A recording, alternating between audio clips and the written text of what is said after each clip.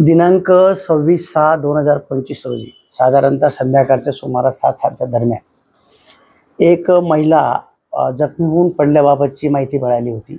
आणि तिच्या नातेवाईकांनी तिला तात्काळ हॉस्पिटलला आणलं, पण तोपर्यंत ती मृत घोषित झाली होती। त्याच्या मृत घोषित नंतर महिलेचे जे पती नामदेव चव्हाण याच्या तक्रारीवरून पोलीस स्टेशनला अकस्मात मृत्यूची नोंद आम्ही केलेली होती हर्सूल पोलीस स्टेशनला। त्या दरम्यान ज्या वेळेस ती महिलेचा मृत्यू झाला आणि त्या हॉस्पिटलमध्ये तिला ॲडमिट केल्यानंतर डॉक्टरांची सल्लामसलत केल्यानंतर ती महिला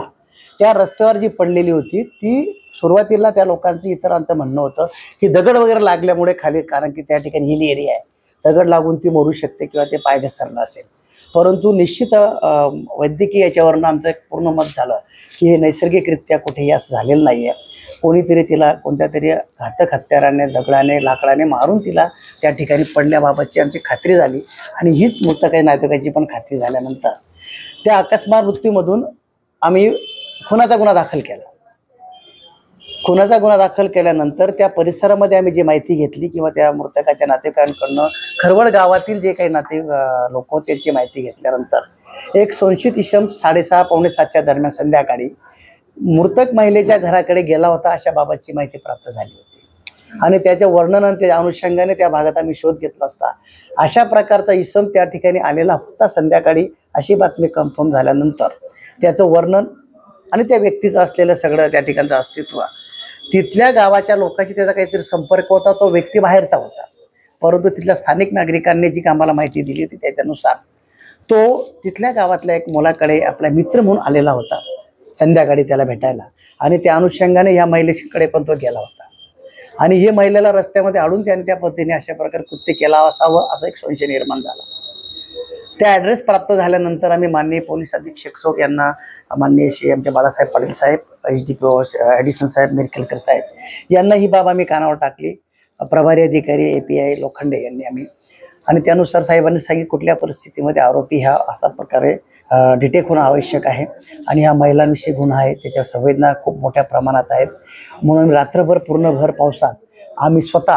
प्रभारी अधिकारी आणि त्याचे सगळे PSI सर्व आम्ही त्या ठिकाणी शोध घेतला। सकाळी 10-11 वाजेपर्यंत नमूद जो संशयित इसम आहे त्यापर्यंत पोलिसांना पोहोचण्यात यश आलं आणि त्याला आम्ही त्या ठिकाणून घेतला। तो व्यक्ती मोखाडा इथला असल्यामुळे जव्हार मोखाडा त्याला आम्ही तिथून आणल्यानंतर त्याला विश्वासात घेतलं आणि विश्वासात घेतल्यावर त्याने सांगितलं की नमूद बाब ही जी काही घटना घडलेली हे मी स्वतः केलेली आहे अशा प्रकारे त्याने आम्हाला जरी सांगितलं, पण त्या अनुषंगाने सर्कमस्टन्सेस जे असतात ते सगळे आम्ही चेक केले। त्यानुसार त्याचे काही मित्र तिथं होते, संध्याकाळी 6:30ला एका ठिकाणी ते एका टेकडीवर बसलेले होते, ही बाब पण स्पष्ट झाली आणि ज्या व्यक्तीने त्यांना बघितलं होतं कपडे या उंचीप्रमाणे त्या व्यक्तीकडनं पण आम्ही क्रॉस माहिती घेतली। हे निष्पन्न झालं की तो व्यक्तीने तो गुन्हा केलेल्या बाबत आहे, त्याला तात्काळ आम्ही अटक केलेली आहे। माननीय कोर्टासमोर हजर केले, कोर्टाने त्यांना पोलीस कस्टडी रिमांड दिलेला आहे। या गुन्ह्यामध्ये भगवान पांडुरंग शिंदे राहणार मोखाडा हा जो होता ह्या हर्सूल गावामध्ये याच्यापूर्वी आणि खरवड गाव आहे, खरवड गावाला उन्हाळ्याच्या सुट्टीमध्ये आलेला होता।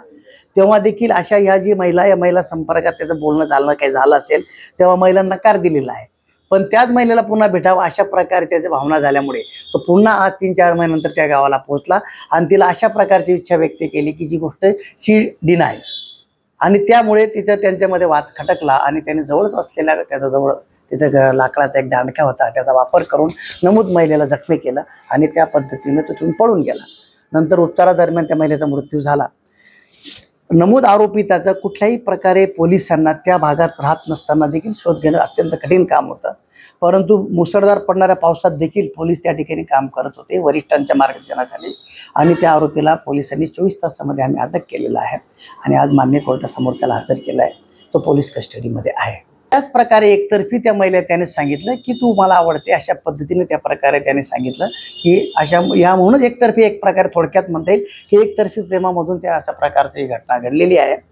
त्या अनुषंगाने आम्ही पुढील सखोल तपास करत आहोत. इतर आरोपितांनी त्याला सहकार्य केला किंवा मदत केलं याबाबतचा पुढील तपास करणं बाकी असल्यामुळे आज ते सांगता येणार नाही, पण पोलीस त्या अँगलने तपास करीत आहे.